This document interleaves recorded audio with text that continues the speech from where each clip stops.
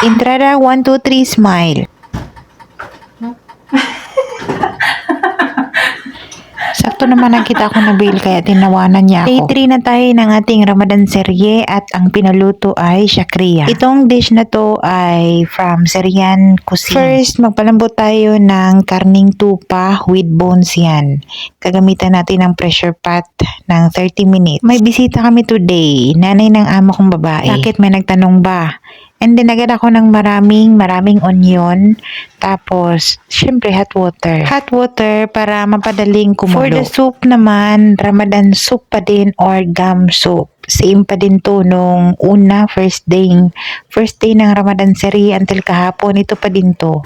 Nag-add lang ako ng konti, nag-add lang ako ng yogurt, mga spices, ganun. For the sweets naman ay gatayif ang gusto nila. Una ay naglagay tayo ng 1.5 cup ng warm water sa blender, 1 teaspoon ng yeast, 1 teaspoon ng sugar, at 1 teaspoon ng baking powder. Then, nag-add tayo ng 1/4 cup ng samid or ground semolina and 1 cup all-purpose flour. That's it. Sobrang dali lang nitong gawin tong sweets na to. Ipa-blend lang natin yan. After blending, ay i-rest natin yan for 1 hour. Then, naluto na lumambot na yung ating karne na pinakuluan. Kaya natin hiniwa ng 2 hiwa lang yung malalaking onion para ganito siya, buo pa rin at hindi tayo mahirapan. Tatanggalin natin yung onion, ilalagay sa blender. I-blend natin yan kasama ang yogurt. Oops, advertise muna tayo. 1, 2, 3, smile. Madali lang ang dish today at konti lang. Kaya naman hindi tayo masyadong ngarag. In a blender, nilagay natin yung mga onions na lumambot na. And then, nag-add tayo ng 3 tablespoon ng all-purpose flour at 6 cups niyang yogurt na yan. Kahit anong brand ng yogurt, basta full fat. Then, nag-add tayo ng 1 egg. I-blend natin yan together. Then, after i-blend, ilalagay natin yan sa pot. Oops! 1, 2, 3, smile. Marami tayong smile for today. Ito yung palatandaan na hindi tayo masyadong ngarag. Pagka hindi tayo nakakitaan ng 1, 2, 3 smile sa ating mga uploads, ibig sabihin, sobra na nating ngarag dyan. And then, pinakuluan natin yung yogurt. Nag-add ako ng water from the boiled meat or broth. Then, nag-add tayo ng asin at paminta. Pagka ganyan na yung sticky niya or thickness niya, in-add na natin yung karne na pinakuluan natin kanina. And then, it's done. I-serve yan na super hot. Kailangan kulong-kulong. Sobrang healthy ng food na to. Ang yogurt kasi maganda din sa katawan. Okay na to. Then, pagka oras na ng serving, ay iinitin na lang natin to. Okay na yan. Then, meron pang isang dish na pinaluto si Amo, itong minto kebab or ang tawag dito. Layer dumplings daw ang tawag dito. It's layer kasi parang dumplings lang siya yung texture ng kanyang balat or wrapper. So, nagluto na tayo ng ground beef dyan. Nilagyan na natin yan ng asin at paminta until maiga. After 1 hour of proofing ng ating katayif mixture, ganito na yung itsura niya dapat. Mag-double na yung size at dapat super bubbly na siya. Kailangan kayong gumamit ng yeast na hindi patay, hindi siya expire para magawa niyong maayos itong katay. Kung wala kayong ganitong lutuan, pwede naman sa pan. Para lang tayo nagluto ng mini pancake pero hindi yan babaliktarin. Itong mixture na to ay tama lang talaga para sa mga amo namin. Good for 7 person. So, kung gusto nyo, damihan nyo, double nyo yung recipe. Sa filling naman, gumagamit tayo ng fresh cream and Nutella.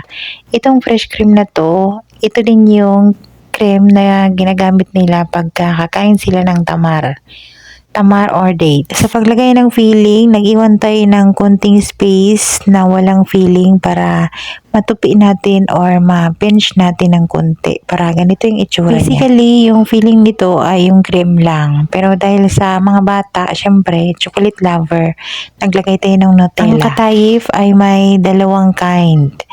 Yung isa ay malalaking ganito naman, malalaking pancake mixture or malalaking pancake. Tapos, lalagyan nyo ng mga nuts or cream and then ipiprito. After iprito, ay lalagyan nyo ng maraming sugar syrup. Yung ating cream filling ay naglagay tayo ng crushed pistachio. Ganito naman kakainin yung merong cream. Plain kasi yan, walang matabang yan, walang lasa. Creamy lang siya pero hindi siya matamis, hindi din siya maalat kasi nga cream. So mag-drizzle tayo ng honey. Yan talaga yung pinaka-original na pagkain yan. Mga bandang 5:45 dapat ready na yung sweets kasi isasama yan pag-serve sa mga Arabic coffee, dates, or kung ano pang mga inumin. Yun yung una nilang kakainin or iinumin kasama yung kape. Iinumin ba yung tatayif? Basta yung mga sweets kasama yun doon sa Arabic coffee. Yun yung una nilang kakainin or hahanapin after nag-break sila ng fasting. Proceed na tayo dito sa ating layer dumpling. Gumamit tayo dyan ng sambusa wrapper. Itong sambusa wrapper, pwede nyo itong gawin ng molo wrapper. Pwede nyo itong pang siomai. Kasi nga ito ay kaya siya tinatawag na layer dumplings because yung texture nito pagka nalagyan or nalagay sa oven na may sauce, yung texture ay it's like dumplings. So naglagay lang tayo ng ground beef dyan na niluto natin kanina, konting-konti lang. Yung ating wrapper ay hinati natin dahil ayaw ni Amo yung marami siyang wrapper. For the sauce naman, nagatay ng broth cubes, 1 piraso, hot water, at naglagay tayo ng cooking cream and konting cream cheese. Cream cheese spread ang gamit ko dyan. I-blend lang natin yan para mag-mix lahat. And then nag-add lang ako dyan ng paminta. I-bake natin yan ng mga 15 minutes to 20 minutes until lang siya mag-set. Madali lang naman gawin to kaya binake ko yan 30 minutes bago i-serve yung mga pagkain. Kailangan talaga tansyado kasi yung mga ganito, pangit na to pag-iinitin lang. So yung shakriya, ang best pair nun ay itong shayriya rice or rice na meron siyang vermicelli. So lagi naman nating nabavlog to. Gumamit tayo ng butter dahil nagustuhan ng amo kong lalaki yung shayriya rice na may butter. Ganito naman yung itsura ng ating layer dumplings pagka maluto.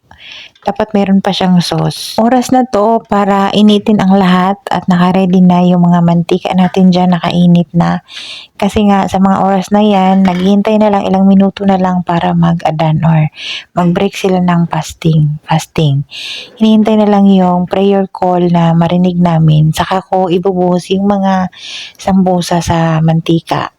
Ganito po talaga yung oras na sobrang busy ng mga tagaluto.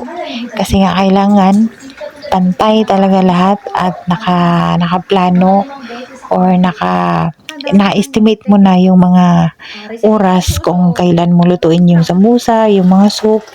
So ready na yung mga sambusa dyan, luto na, si Bel na at yung dalaga naming alaga yung nag-serve. Tapos sinunod ko na yung soup and then itong rice. Ang kagandahan naman sa Ramadan, meron tayong exact na oras kung kailan sila kakain, kaya estimated na talaga. Next naman, ang ating shakriya, dapat initin natin ng mabuti to and serve with black pepper aside. At yung ating layer mento or layer dumpling.